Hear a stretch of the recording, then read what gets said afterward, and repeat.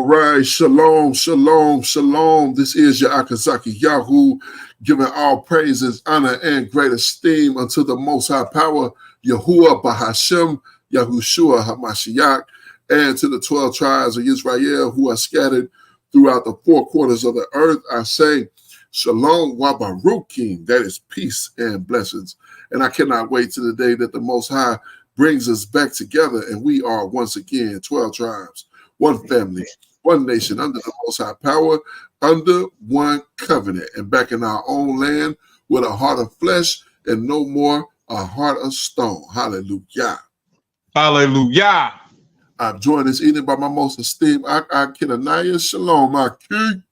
Hey, shalom, shalom, my king. Shalom, shalom, Yasharal. Call her Yahweh, Bahashem, Yahweh Shah HaMashiach, Barakatham. Hallelujah. All praises to Yahweh in the name of his beloved son, Yahweh Shah, the Messiah. Bless you. Hallelujah. We are back again for a Yom Shishi evening. And man, first of all, praises to the Abba. So good to be back to another, getting ready for another Sabbath and getting ready to just enjoy the rest that the Most High have given us. He is so magnificent and wonderful at all that he's doing and all that he has done for us and all that he continues to do for us. I'm just thankful for so much. I can't even begin to list it all. The Abba is so magnificent. We are going to get into some reading here. It's been a while since we read on a Yom Shishi evening, but we're going to go ahead and get into some reading here. Last week we kind of had to end abruptly because we kind of mourned for the brother who lost his life in the hospital, and still looking for more information. We'll have to get some more information on that. Most High willing, we'll see if we get some tomorrow. Most High willing, maybe not, because that's a damper on our Sabbath. But and I tell you what, the scriptures make a difference because once we got into the text, your ox started feeling a lot better, and not better about the brother, in his untimely demise, but better in the sense that I just remember that the Most High is able. He's able, and he has made a promise, and that promise cannot be broken. So we're gonna pick up the book of Bereshith, chapter 31. And we're going to finish those 5 chapters we left off last week. So this is Jacob leaves secretly for Canaan. This is the book of Bereshith, chapter 31 and verse 1. And I heard the word of Laban's sons saying, and he heard the words of Laban's sons saying, Jacob have taken away all of our fathers, all that was our fathers, and all of which our father had gotten all his glory. They mad because Jacob came and now Laban had been increased, and now Jacob ready to done split. Mm-hmm. And they like, oh, he took away our father's stuff. Your father had nothing before he got there. He had next to nothing. You know what I'm saying? So let's continue. Verse 2. And Jacob beheld the countenance of Laban, and behold, it was not towards him as before. So now he's looking at him crazy. And Yahuwah said unto Jacob, return unto your land, return unto the land of your fathers and your kindred, and I will be with you.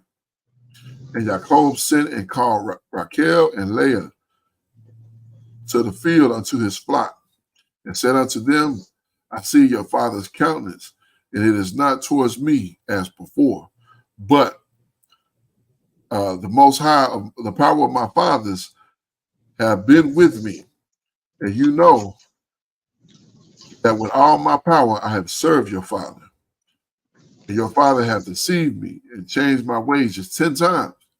But the Most High suffered him not to hurt me. For if he said thus, the speckle shall be your wage, then all the cattle bear speckle. And if he said thus, the ring straight shall be your hire, then bear all the cattle ring straight. Thus the Most High have taken away the cattle of your father and given them to me. So the Most High was making him rich off of Laban. And it wasn't because of Laban's work, it was because of Yaakov's work, because Yaakov was the one doing this work. And the Most High was increasing him regardless. Verse 10. And it came to pass at the time of the cattle conceived that I lifted up my eyes and saw in the dream, and behold, the ram which leaped upon the cattle were ring straight, speckled, and grizzled. I'm just destined to get it all. Verse 11. And the Malach of the Most High spake unto me in a dream, saying, Yaakov. And I said, Here am I. And he said, Lift up your eyes and see, all the rams which leaped upon the cattle are ring straight, speckled, and grizzled. For I have seen all that Laban doeth unto you. I am the power of Bethel, where you anointed the pillars, and where you vowed a vow unto me. Now arise, get out of this land, get out from this land, and return into the land of your kindred. And Rachel and Leah answered and said unto him, Is there yet any portion of inheritance for us in our father's house? Like, what we got? You taking all that stuff too? Like, wait a minute, you my wife. You my wives. Your inheritance is with me. Right. Verse 15. Are we not counted him? Have we not counted of him as strangers? For he has sold us and have inquired and have quite devoured also our money. For all the riches which the Most High have taken from our father, that is ours and our children's. Now then, whatsoever the Most High have said unto you, do. So they in agreement on this one now. They hadn't been getting along and agreeing on anything, but they in agreement right here. Verse 17. Then Yaakov rose up and set his sons and his wives upon camels, and carried away all the cattle and all the goods which he had gotten, and the cattle of his getting, which he had gotten in Paran, for to go to Isaac his father in the land of Canaan. And Laban went to shear his sheep, and Rachel had stolen the images of her fathers. And Yaakov stole away unaware of Laban the Syrian, and that he told him not that he fled. So he fled with all he had, and rose up and passed over the river, and set his face towards Mount Gilead. So Laban, they call him the Syrian. He's also a son of Eber. So he's also a Hebrew. Indeed. Yeah. Laban pursues Yaakov. Verse 22. And it was told Laban on the third day that Yaakov was fled. And he took his brethren with him and pursued after him 7 days' journey, and overtook him in Mount Gilead. Now that's some major travel, and you got a cat 3 days ahead of you, and you jump in and he was hauling some rear to get to catch up to Yaakov. Verse 24, 24, Slaki. And the Most High came to Laban the Syrian in a dream by night, and said unto him, Take heed that you speak not to Yaakov, neither good or bad. Like, don't mess with Yaakov. Right. You know what I'm saying? Like, you imagine that you chasing somebody you think that did you wrong, and the Most High that told you, don't do that. And now he like, man, what do I even do? Verse 25. Then Laban overtook Yaakov. Now Yaakov had pitched his tent in the mount, and Laban went with his brother, pitched his tent in the mount of Gilead. And Laban said unto Yaakov, What have you done, that you have stole away unawares to me, and carried away my daughters, as captives, taken with the sword. Like you stole my children, my babies. You took my daughter. Right. These my wives, man. You know how many children I got? Right. Wherefore did you, like verse 27, wherefore did you flee away secretly and steal away from me, and did not tell me that I might send you away with mirth and song and with tabrets and harps? Like we could have had a celebration. Like you wasn't thinking about no celebration, man. Verse 28, and you have suffered me not to kiss my sons and my daughters, that I have done foolish. It's like you have now done foolishly in so doing. It's like, so now he's telling them you done moved the wrong way. Let's see what Jacob got to say about that. Continue in verse 29. It is in my power, it is in the power of my hand to do you hurt, but the Most High of your fathers spake unto me yesternight, saying, take heed that you speak not to Jacob neither good nor bad. And now though you would need to be gone, because you sought longest after your father's house, yet wherefore have you stolen my idols? And Jacob answered and said unto Laban, because I was afraid, for I said, peradventure, you would take by force my daughters from me. I read that right?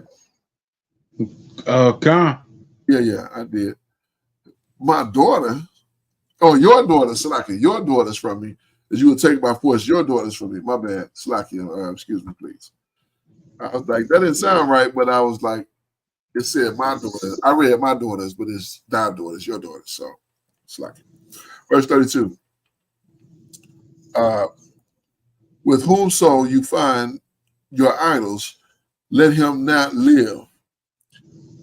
Now look, he don't know his wife, the wife of his dreams done got the idols.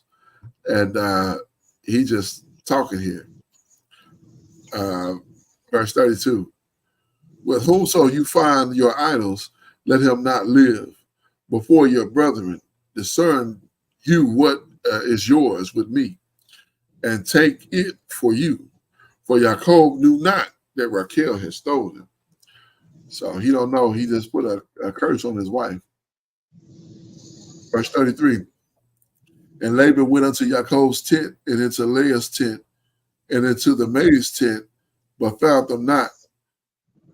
And when he went out to Leah's tent and entered into Rachel's tent, now Rachel had taken the images and put them in the camel's furniture and set up on them. And Laban searched all the tent, but found them not. And she said unto her father, let it not displease my Adonai, that I cannot rise up before you, for the custom of women is upon me. And he searched, but found not the images. What was that custom of women she was referring to? Minstrel. The minstrel? It come. Yeah. You know, I think that would gross out anybody. You know, if I walked into a place and a woman was like, I can't get up because I'm like, ugh. So, verse 36. Y'all can have it, man. Yeah. Like, well, whatever it is, you keep it. I'm not even interested in this. I'm going, you know what I'm saying? But verse 36. And Jacob was wroth and told with Laban. That's scolded him basically. And Jacob answered and said unto Laban, what is my trespass? And what is my sin that you have so hotly pursued after me? Whereas you have suffered all my stuff. You have searched all my stuff. And have you found all of the household stuff? Like, you know, went through everything I got, tent to tent, person to person. What have you found? Set it here before my brethren and your brethren, that they may judge between us both. These 20 years, oh, look, he said it. This 20 years have I been with you. Your ewes and your she-goats have not cast their young, and the rams of the flock have not eaten. Oh, Slacky, have I not eaten? Slacky, my bad. So he said, I ain't taking nothing from you. In 20 years, I ain't taking nothing from you. Verse 39.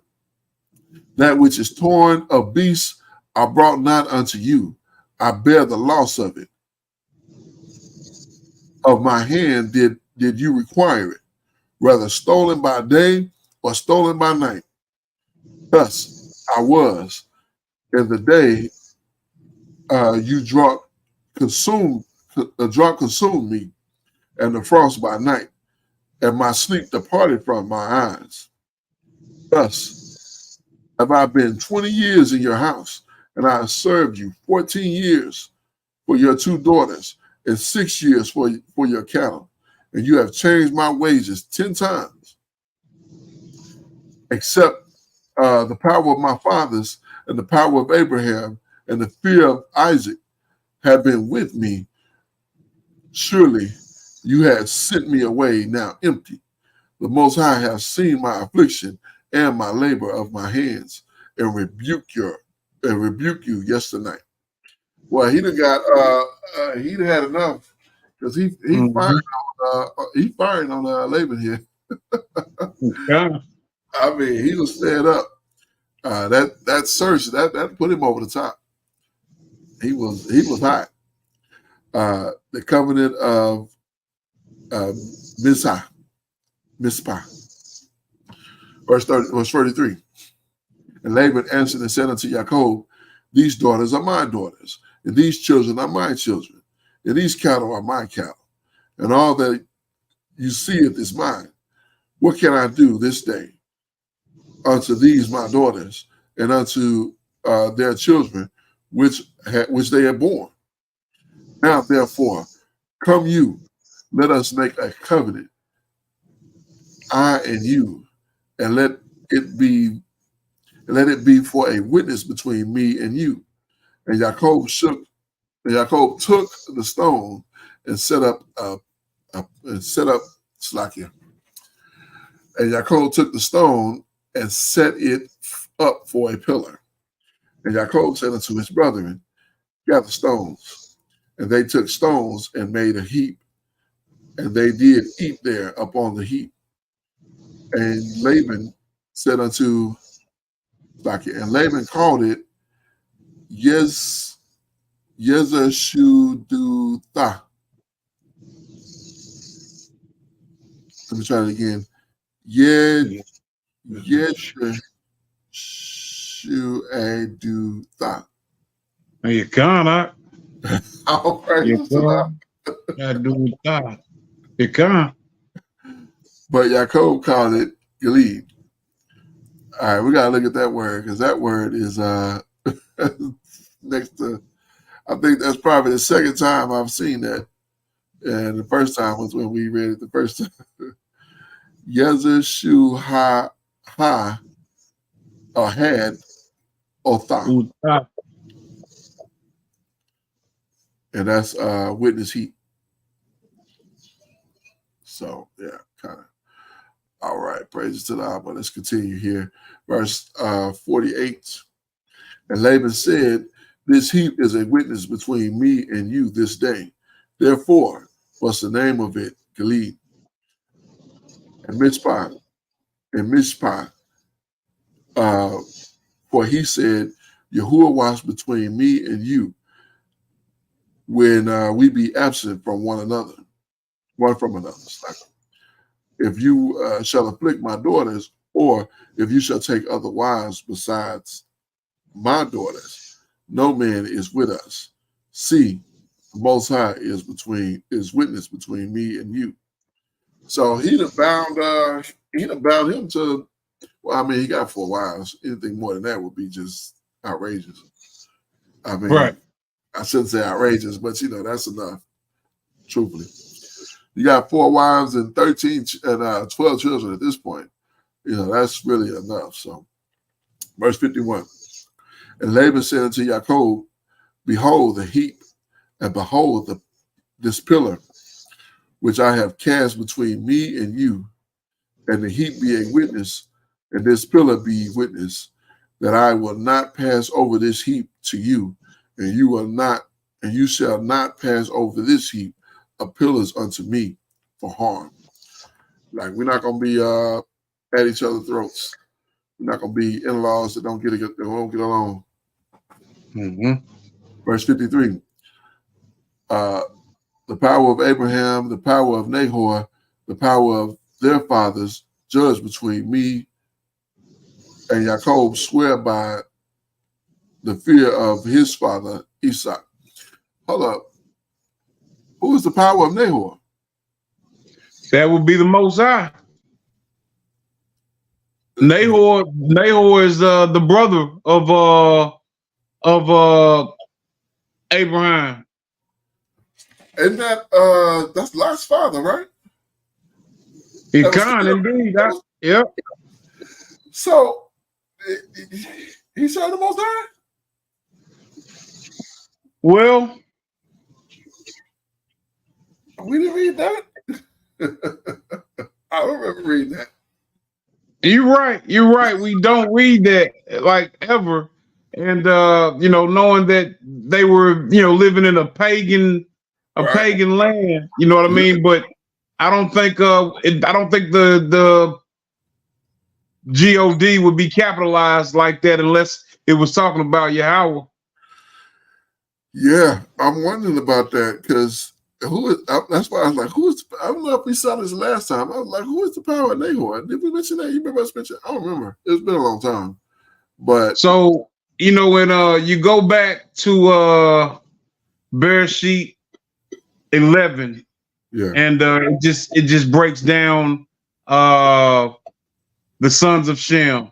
And the way that it breaks it down,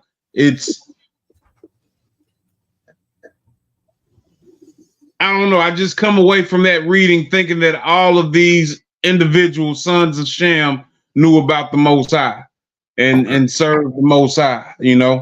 Okay, I got you. That do make a bit of sense.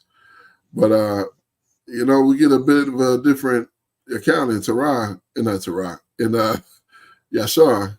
Especially dealing with Terah, the father, because he took, according to that account, he took Abram to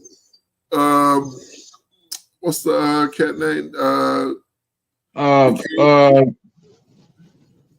It was Nimrod. Nimrod, yeah. Took her to Nimrod and was turning him in for serving the Most High, as opposed to Nimrod. So I don't know. That's rather interesting that and I don't know if we noticed that before, but it's interesting. Anyhow, continuing this, finishing this out, verse 54. Then Jacob offered sacrifice on the mount and called his brethren to eat bread, and they did eat bread and tarried all night in the mount. And early in the morning, Laban arose and kissed his sons and daughters and blessed them. And Laban departed and returned to his place. So Laban went on about his business, and Jacob went on about his business. But what's so interesting is that these scripts, this history that we read, none of it is mundane. None of it is just regular stuff. He had this big adventure with Laban chasing him, and then he had this big heated confrontation with Laban, and then they squashed it. And now we skip to the next portion of it, and it just continues to heat up. It just gets hotter and hotter. All right, this is the book of Bereshith, chapter 32, Jacob's fear of Esau. Verse 1. And Jacob went his way, and the Malach of the Most High met him. And Jacob saw them. He said, this is the Most High's host. This is the Most High's host. And he called the name of the place Mahanaim. Mahanaim. Mahanam. Say again.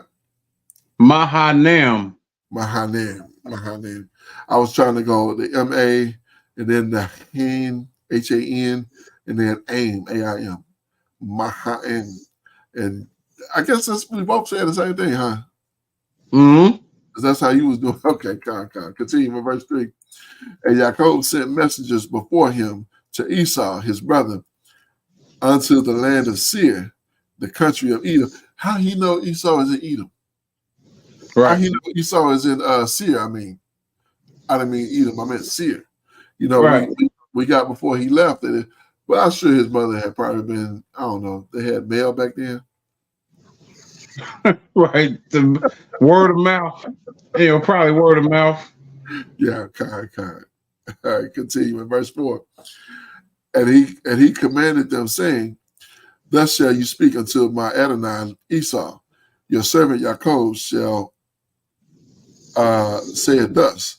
I sojourned with Laban and stayed there until now. I have oxen and donkeys, flocks and manservants and women servants, and I have sent to tell you, Adonai, or Adon, that I may find grace in your sight. And the messengers returned to Jacob, saying, We came unto your brother Esau, and also he cometh to meet you, and 400 men. Right. I remember that. This don't never get, you know what I'm saying? I was talking about at the top of the chapter. I was like, yeah, it just gets more and more heated. You know, it's just so much adventure, so much drama. It's just like, imagine now this cat that you saw last time you saw him, he vowed to kill you, and now you find out that he's coming to meet you, and he got 400 people with it. 400 Man, this ain't gonna be good. That's what I be thinking. This ain't gonna be good. Oh my goodness! I just imagine his stomach falling into his knees. Basically, I mean, he just. Oh my goodness, that's just unreal. Continuing verse 7. Then Jacob was greatly afraid and distressed, and he divided his people that were with him, and the flocks and the herds and the camel into two bands, and said, If Esau come to one company and smite it, the other company which is left shall escape. And Jacob said, O power of my father Abraham, and power of my father Isaac, Yahuwah which said unto me, Return unto your country and to your kindred, and I will deal well with you. Like, you the one told me to come here, please help me. I'm afraid out of my mind. I just imagine that I can't not be in this situation and not be completely just stricken with fear. Like, there's no way around this. Like, no, there's no way around this. Anybody that got 400 people, 400 men with him, and he coming to meet you, and you got your wife and some children and some servants, you outmanned and outgunned. You got your wife. So, verse 10. I am not worthy of the least of all the mercies and of all the truth which you have shown unto your servant. For with my staff I pass over this Jordan, and now I am become two bands. Deliver me, I pray you, from the hand of my brother, from the hand of Esau, for I fear him, lest he will come and smite me, and the mother with the children. Now, he'll kill all of us. I know he'll kill all of us if you don't do something. He'll kill all of us. And you said, verse 12, and you said, I will surely do you good and make your seed as the sand of the sea, which cannot be numbered for multitude. And he lodged there that same night and took that which came in his hand to present to Esau his brother.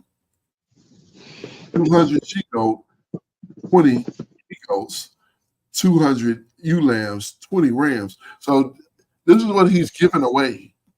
Mm-hmm. 2 he goats, 20 he goats, 200 ewes, and 20 rams. So he's got to have, I mean, an enormous flock. Because you giving away 200 like it's nothing. Verse 15. 30 milks, M-I-L-C-H, milks camels and their coats, 40 kine and 10 bulls, 20 she donkeys and 10 foals. He delivered them unto the hand of his servants and drove them by themselves and said unto his servant, pass over before me and put a space between the drove and drove, between drove and drove. And he commanded the foremost, saying, when Esau, my brother, meet you and ask you, saying, who are you? And where go you? And who is these before you? Then say, it's like it. Then you say, they be my servant, they be your servant, Jacob. It is a present unto you, my Adonai, and behold, also he is behind us. So it talked about the elder shall serve the younger, and I kind of see as this is Jacob's servant and giving over his substance to Esau. He called it a present, but the at the same time though, in one of the wisdom books, I can't remember which one, but it said a gift. Basically, a gift will take your heart. Yeah, spoil a gift will spoil the heart. Yeah, basically. And what is the first part of that though? Now we got to find it. Now we got to get it. Hold on, let me grab it right quick. Yes.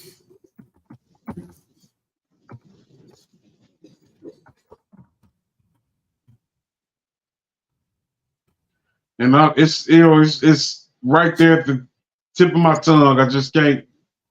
7-7. Here you go. Surely oppression maketh a wise man mad, and a gift destroyeth the heart. So yeah, your gift will take away your better judgment, and that heart, of course, is your mind. So it takes away the better part of your judgment there. So, all right, continuing verse 19.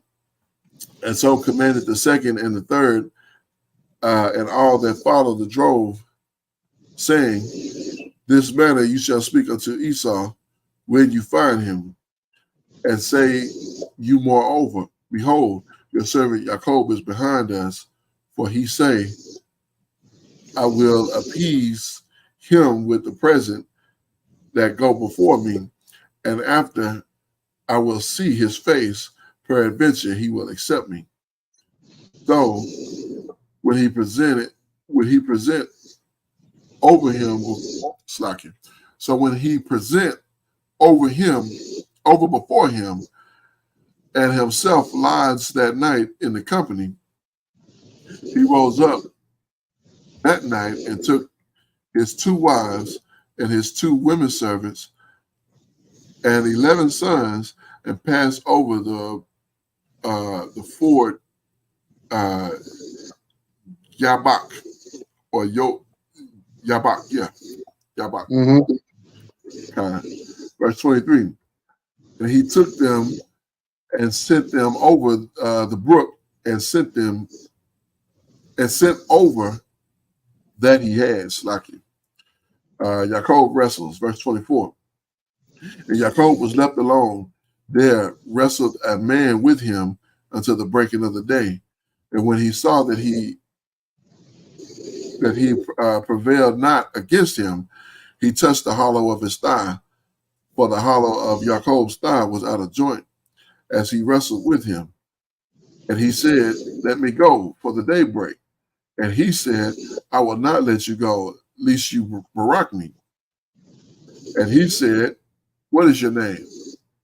And he said, Jacob. And he said, your name is no more Jacob, but Israel. For a prince have you power with the Most High and with men, and he have and have prevailed. And Jacob asked him and said, tell me, I pray you, your name. And he said, what is this you do asking after my name? And he said, and he blessed him there. Slacken. And Jacob called the name of this place Peniel. Peniel. For he said, the Most High, I have seen the Most High face to face, and my life is preserved. And he passed over Peniel, and the sun rose up on him, and he halted upon his thigh. Therefore, the children of Israel eat not the sinew, which shrank, which is the hollow of the thigh, until this day, because he touched the hollow of Jacob's thigh in the sinew that shake. All right.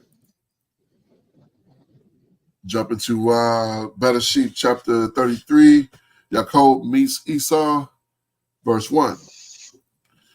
And Jacob lifted up his eyes and looked, and behold, Esau came with 400 men, and divided the children unto Leah and to Rachel and unto the two maids.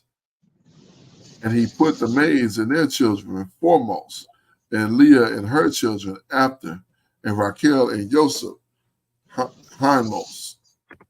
So you can tell who he really cared about. He kept Leah in the rear, the furthest away. Indeed. Yeah. Verse 3. And he passed over before them and bowed himself to the ground 7 times until he came near his brother. And Esau ran to meet him and embraced him and fell on his neck and kissed him, and they wept. I did not expect that. You know what I'm saying? I did not expect. What you rolling with 400 men if you're going to meet them and what is a celebration? Sound like you are the army, not a I don't see no instruments and no songs and nothing. 400 men. Verse 5. And he lifted up his eyes and saw the women and the children and said, whose are these with you? And he said, the children which the Most High have graciously given your servant. Then the maids came near and their children, and they bowed themselves. And Leah also with her children came near and bowed themselves. And after that, Jacob, Yosef, near and Rachel, and bowed themselves. And he said, what meanest you by all this drove, which I met? And he said, these are to find grace in the sight of Adonai. And Esau said, I have enough, my brother. Keep that which you have for yourself unto yourself. And Jacob said, I pray you, if now I have found grace in your sight, then receive my present, my present at my hand, and therefore I have seen your face, and you, as though I have seen the face of the Most High, and you have was pleased with me. Verse 11. Take, I pray you, my blessing that I brought to you, because the Most High have dealt graciously with me, and because I have enough. And he urged him, and he took it. And he said, let us take a journey. Let us go, and I will go before you. And he said unto him, Adonai, know that my children are tender, and the flocks and the herds and the young men are with me. And if men should overdrive them, one day all the flock will die.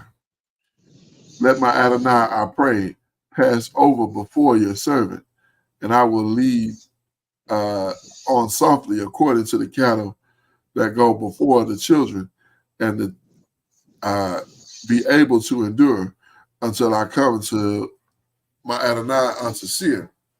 So he's really using wisdom here because he put himself in a position where Esau is not following him, that he's going behind Esau.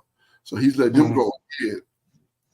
And so now he's able to see him in the front. And so he don't have to worry about him ambushing him. And I think that was really good. Good thinking, good strategizing. Because even though they did all this, look like they had made up, I don't trust Esau at all. Verse 15. And Esau said, now let me now leave with you some folks that are with me. And he said, what needed? Let me find grace in the sight of my master. Esau, let me leave my people with you. They'll be all right. You're like, nah, I'm good. You good? You're like, I'm good. I go ahead and take your people and go and see her. I'll catch you later. Yeah. So verse 16. So Esau returned that day on his way unto Seir, and Yaakov journeyed to Sukkot and built him a house and made booths for his cattle. Therefore, the place is called Sukkot. Verse 18. Yaakov settles in Shechem, and Yaakov came to Shalem, the city of Shechem, a city of Shechem, which is in the land of Canaan, and he came from Pandaram. Okay. Salakia. Padanaram.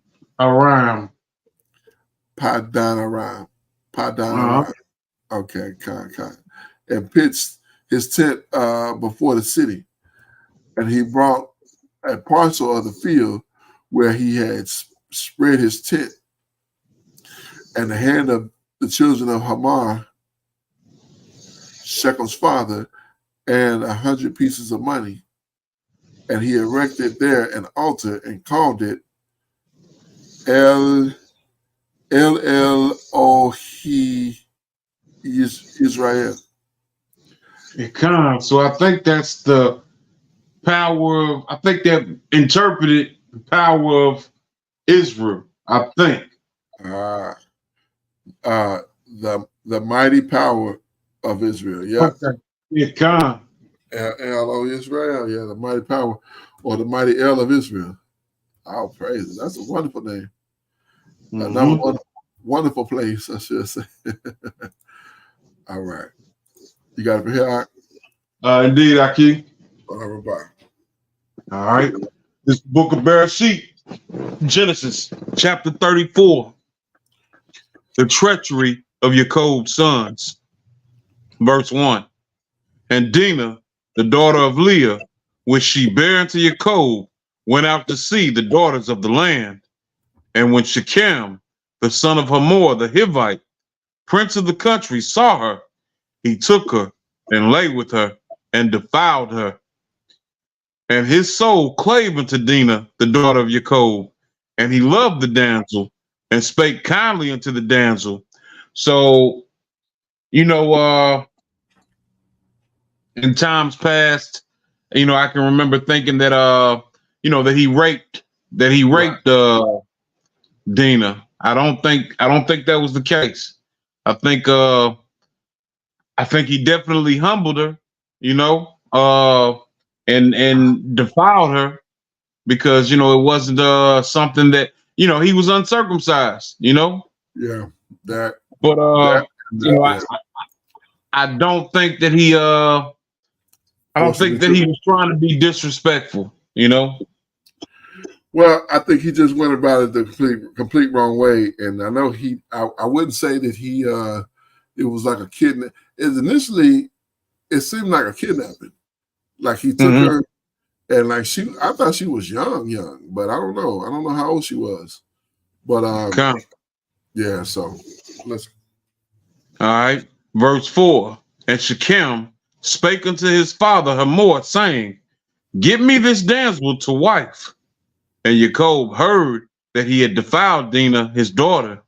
Now his sons were with his cattle in the field, and Jacob held his peace until they were come. And Hamor, the father of Shechem, went out unto Jacob to commune with him. And the sons of Jacob came out of the field when they had heard it, and the men were grieved, and they were very wroth, because he had wrought folly in Yasharal in line with Jacob's daughter, which thing ought not to be done. Right. You know, so go ahead. I'm saying right. You know what I'm saying? Like that's absolutely unequivocally correct. Imagine I'll put yourself in this situation. You know, you find out that some man done laid with your daughter, and you don't even know this man. You ain't never been introduced to him. That's just disrespect. Like you gonna disrespect my house by doing this thing, and then you gonna come and talk about I want your daughter. Your father gonna come talking about he wants your daughter to marry her. Like, man, get what? And then she got 10 brothers that's very displeased with this situation. So yeah. Yeah. All right, verse 8. And Hamor communed with them, saying, "The soul of my son Shechem longeth for your daughter. I pray you, give her him to wife, and make ye marriages with us, and give your daughters unto us, and take our daughters unto you, and ye shall dwell with us, and the land shall be before you. Dwell and trade ye therein, and get your possessions therein." And Shechem said unto her father and unto her brethren, "Let me find Slakia." And Shechem said unto her father, see, this is I think this is a misprint. Shechem said unto her father and unto her brethren. Yeah, well, Shechem is not a female. Yeah, he I thought Shechem was the one that took Dinah. Right, exactly. Shechem is the man. Yeah. And it's saying Shechem said unto her father and unto her brethren, "Let me find grace in your eyes, and what ye shall say unto me, I will give." Okay, so this is saying that Shechem is his representative, is who's here. I thought I was always under the impression it was his father. So it's saying that his representative is saying unto her father, Dinah's father, and unto her brethren, which is the 11 tribes. Well, yeah, the 10 tribes. Yeah. All right, God. The water. No, that's what. All right, verse 12. "Ask me never so much dowry and gift, and I will give according as ye shall say unto me. But give me the damsel to wife." And the sons of Jacob answered Shechem and Hamor his father deceitfully, and said, because he had defiled Dinah, their sister. And they said unto them, "We cannot do this thing, to give our sister to one that is uncircumcised, for that were a reproach unto us. But in this we will consent unto you, if ye will be as we be, that every male of you be circumcised. Then will we give our daughters unto you, and we will take your daughters to us, and we will dwell with you, and we will become one people. And if ye will not hearken unto us to be circumcised, then we will take our daughter, and we will be gone." And the words pleased Hamor and Shechem, Hamor's son. And the young man deferred not to do the thing, because he had delight in Jacob's daughter, and he was more honorable than all the house of his father. And Hamor and Shechem his son came unto the gate of their city, and communed with the men of their city, saying, These men are peaceable with us. Therefore, let them dwell in the land and trade therein for the land. Behold, it is large enough for them. Let us take their daughters to us for wives, and let us give them our daughters. Only herein will the men consent unto us, for to dwell with us, to be one people. If every male among us be circumcised, as they are circumcised, shall not their cattle and their substance and every beast of theirs be ours? Only let us consent unto them, and they will dwell with us. So, part of that, is seeing the wealth, because livestock was a form of wealth, and understanding that these sons of Jacob and even Jacob himself, had many flocks. So it would have been beneficial to want to make marriages with us. Right. Exactly. And the crazy thing about this is for him to go to his people with this and say, let this be the case, and for them to go along with it is like, but this was Shechem. I was under the impression that he was like the prince. His father was basically the king, and he was Okay. I didn't read. We didn't read that right here though, but that's why I don't know where I got that. I mean, you're right. We don't. See, a lot of this has just been kind of, you just kind of think it, and you kind of get a narrative, and you kind of go with it, because we didn't read that. I didn't see where Shechem was the prince. The prince saw the Dinah, and we don't know what status this cat was, but he said he was the most honorable in his father's house. So of Hamor, of his children, he was the best, I guess, of those children.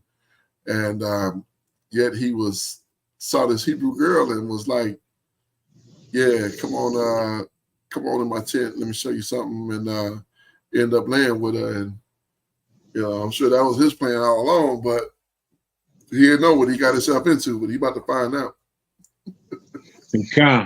Verse 24, and unto Hamor and unto Shechem his son hearkened all that went out of the gate of his city, and every male was circumcised, all that went out the gate of his city. And it came to pass on the third day, when they were sore, that the sons of Jacob, Simeon and Levi, Dinah's brethren, took each man his sword and came upon the city boldly and slew all the males. So two men, two men, two brothers, slew. It doesn't tell us how many, but it just says all. A whole city of males, right? And they ain't through. This is just the beginning of it.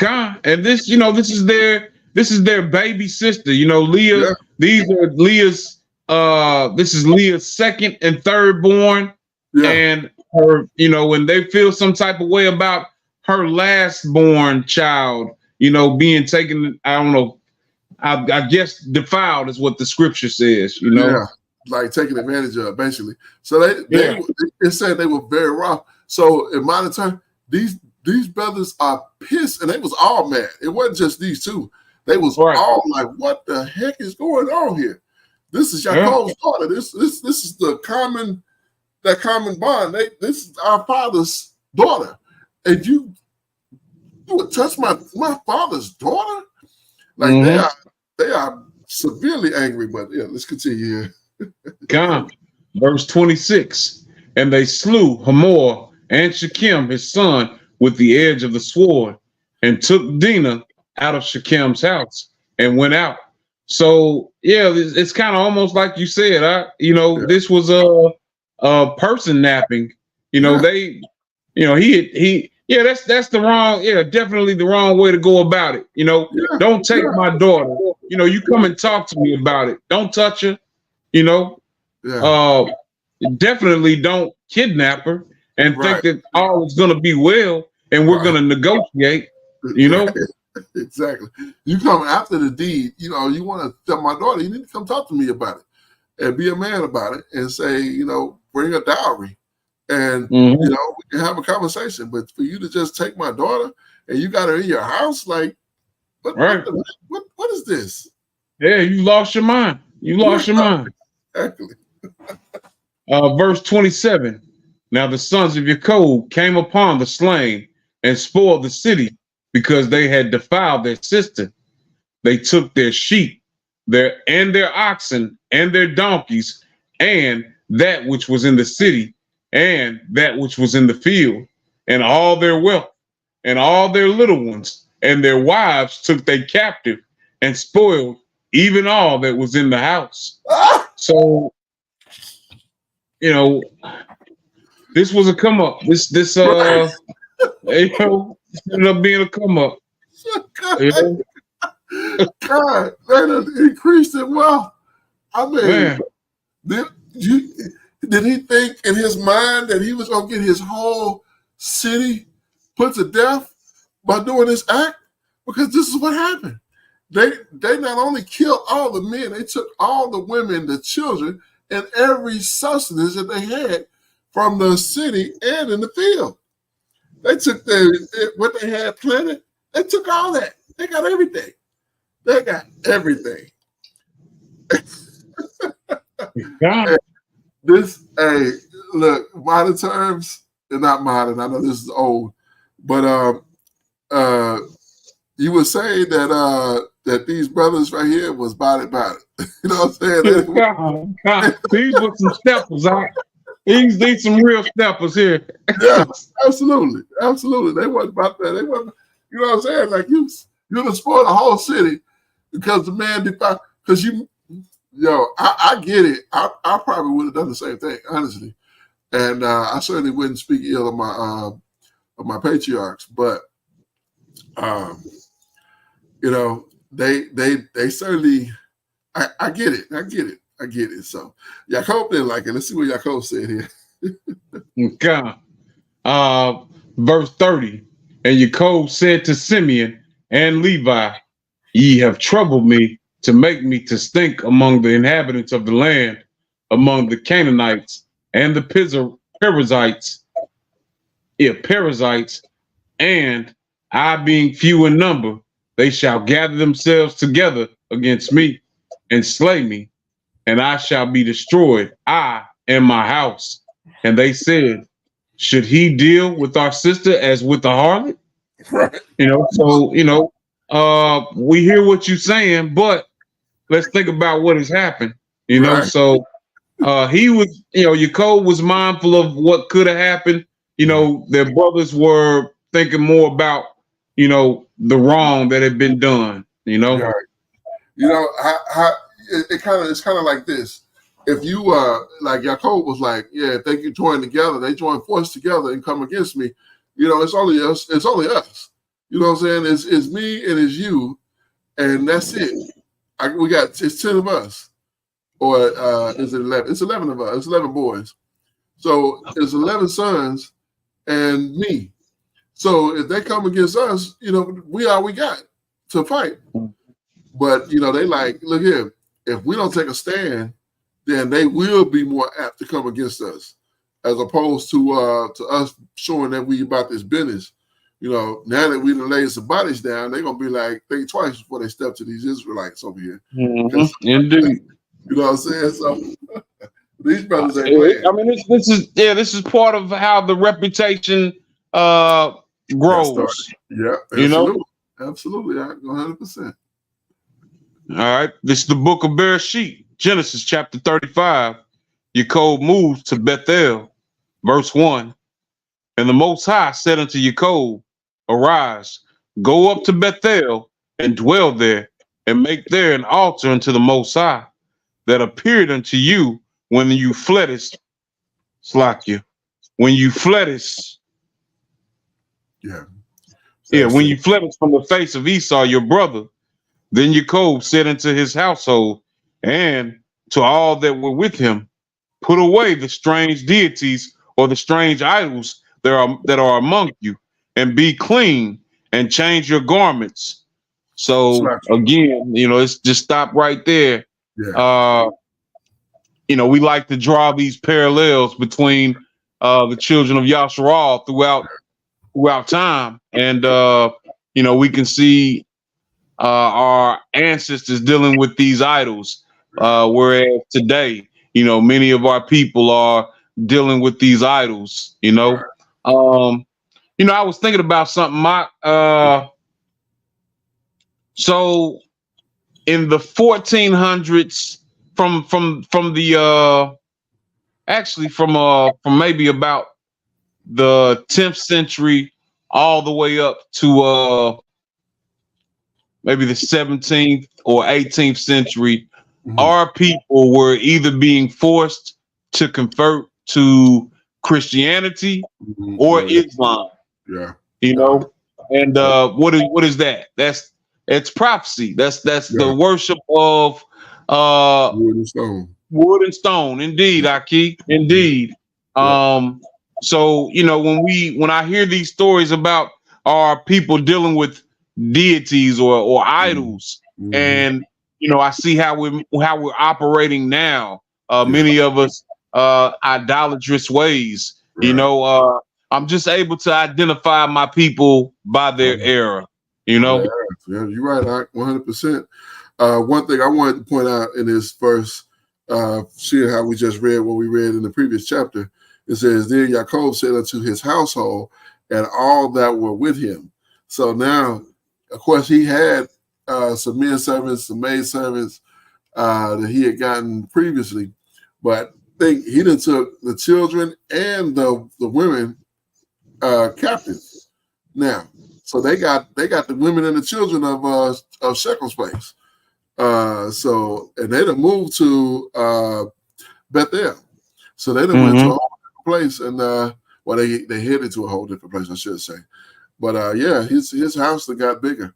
Not only did he got the women and the children now with him, he also got all of their stuff, their cattle, all of their produce that was in the field. He got all of that. So definitely a come up. But all right, verse 3. And let us arise and go up to Bethel, and I will make there an altar unto the Most High, who answered me in the day of my distress, and was with me in the way which I went. And they gave unto Jacob all the strange idols which were in their hand, and all their earrings which were in their ears. And Jacob hid them under the oak which was by Shechem. And they journeyed. I didn't realize this before. They gave him not only the idols, they gave him the earrings which were in their ears. Oh, so maybe it is something to this no earring thing. Like with like it being a form of idolatry. Well, we read in the text, bore through the ear, and that shows servitude. So you could be a servant of a man, or you could be a servant of the Most High if you got a bore through the ear. But that's ironic here that we see that they gave him not only the idols but also the earrings. I don't remember noticing that before. But let's continue. All right.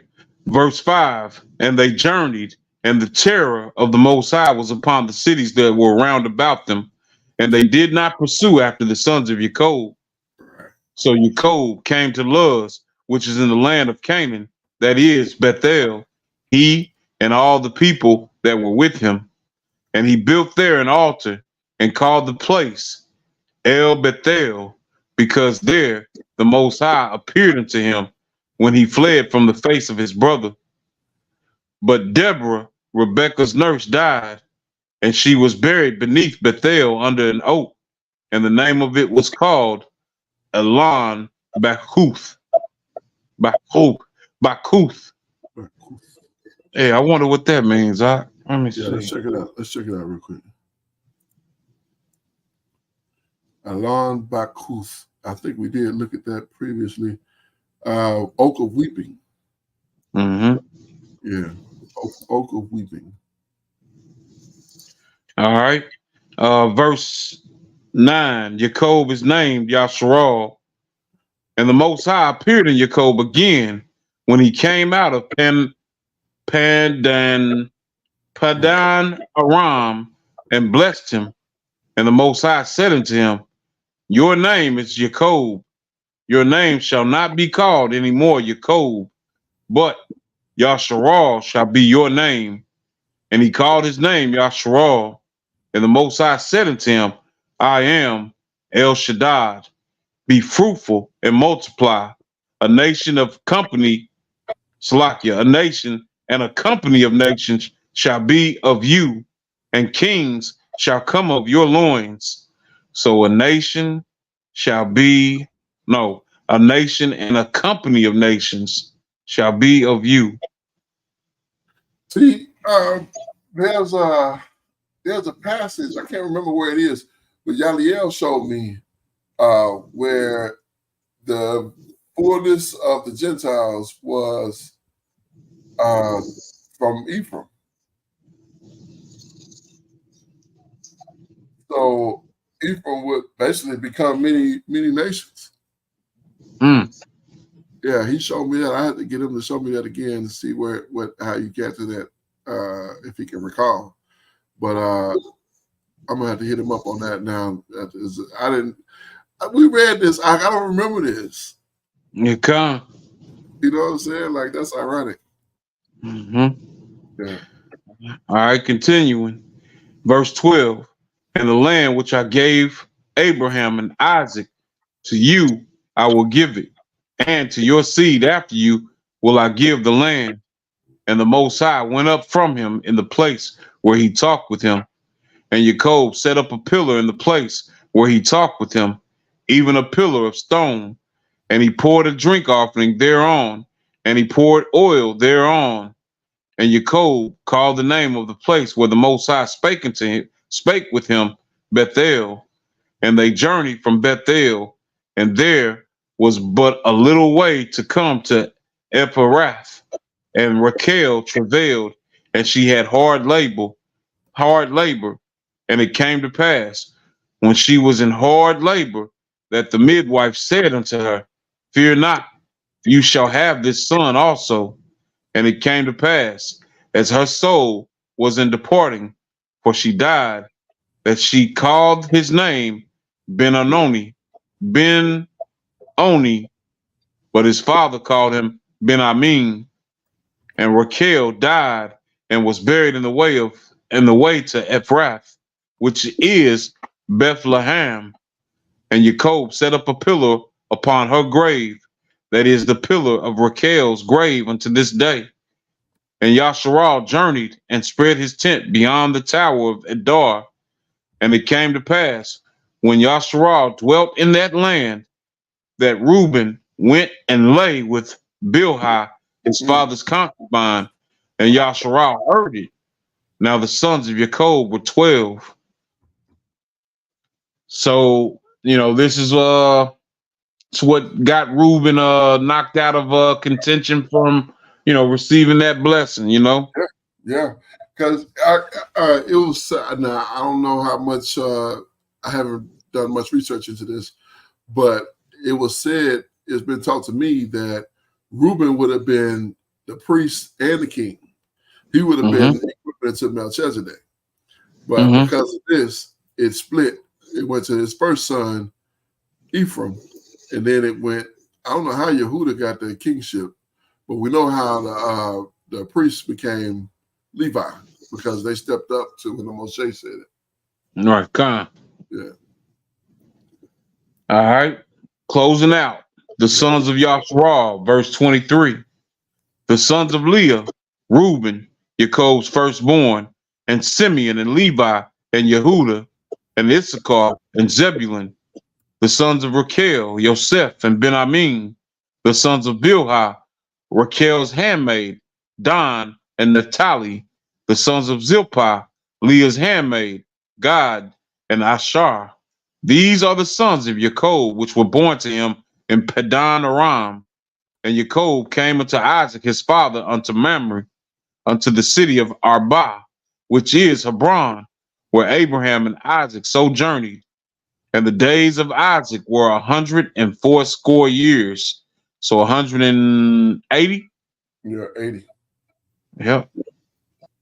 And Isaac gave up the ghost and died, and was gathered unto his people, being old and full of days. And his sons, Esau and Jacob, buried him. Wow. All praises. Hallelujah. This story never get old. And indeed, And look, it just continues with drama. You deal with Dinah in her situation, you get a little come up, things seem to be getting better. And then Reuben lays with Bilhah. And then on top of that, well, that was the worst. Leah, Rachel dies. mm-hmm. So it's like, man, it's drama at every turn. Like every time you turn around, it's a drama in this joke. And it's funny that you say it like that. Yeah. Because that's the lives that we live now. Like not so much, you or I, and because we don't have a high drama life, but to be Yasharal in the land of our captivity, it comes with a list of just troubles, Yeah. that's just pertinent to our lives, Yeah, kind 100%. So indeed, Akeem. Well, praise to the Abba. This reading here in these chapters, it's always so good to get back into the book and to read, and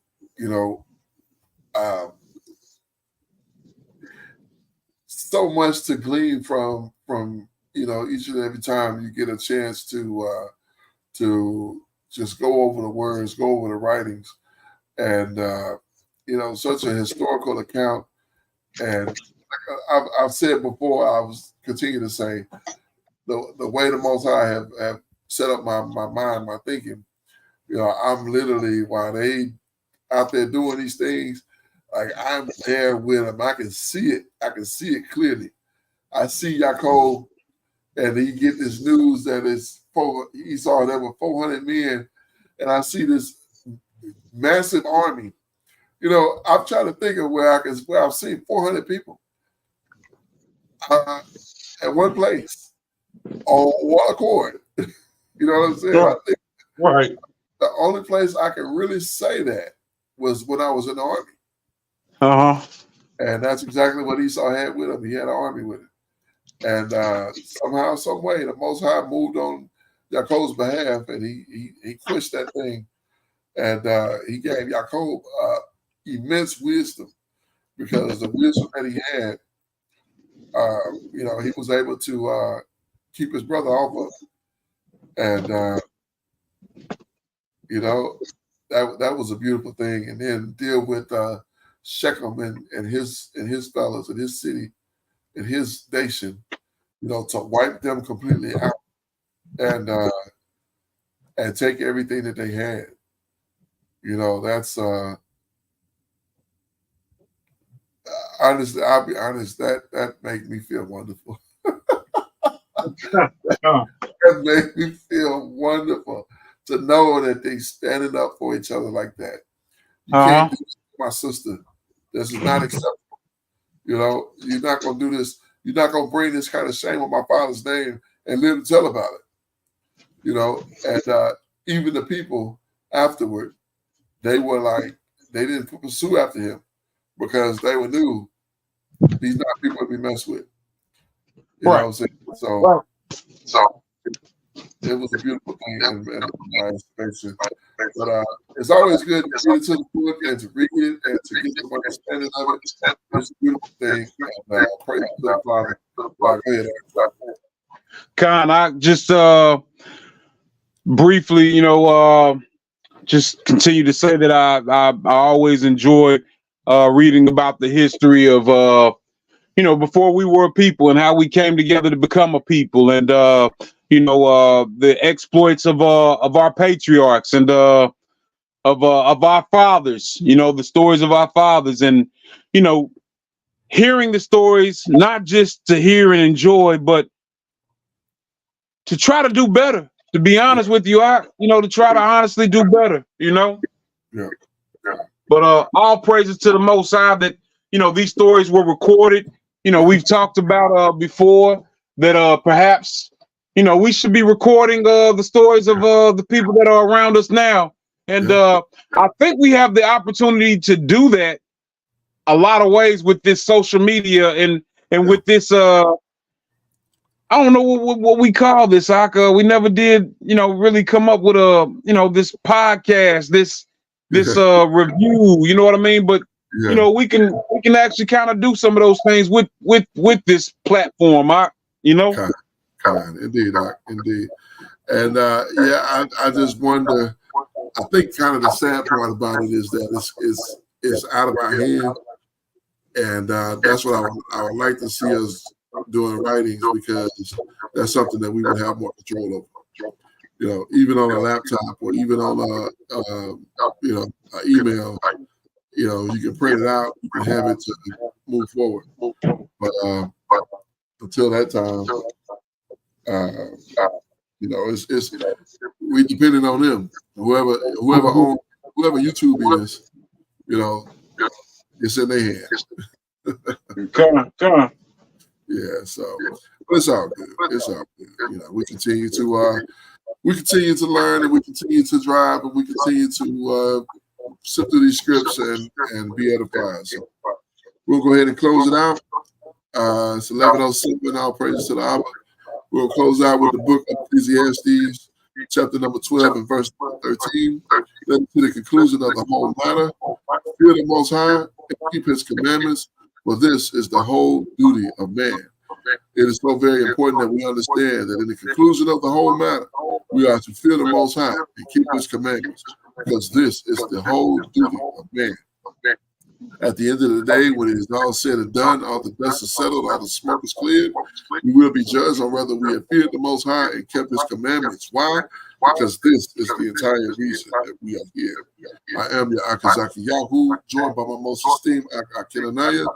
Give her all praises, honor, and great esteem unto the Most High Power, Yahuwah Bahashem, Yahushua HaMashiach, and to the 12 tribes of Israel, who are scattered to the four quarters of the earth. I say, Shalom, Wa, Baruchi, that is peace and blessings. And I cannot wait till the day that the Most High brings us back together, and we are once again 12 tribes, one family, one nation, under the Most High power, under one covenant, and back in our own land with a heart of flesh and no more a heart of stone. Until that day, shalom, family. Shalom, Mr. Picard. All praises to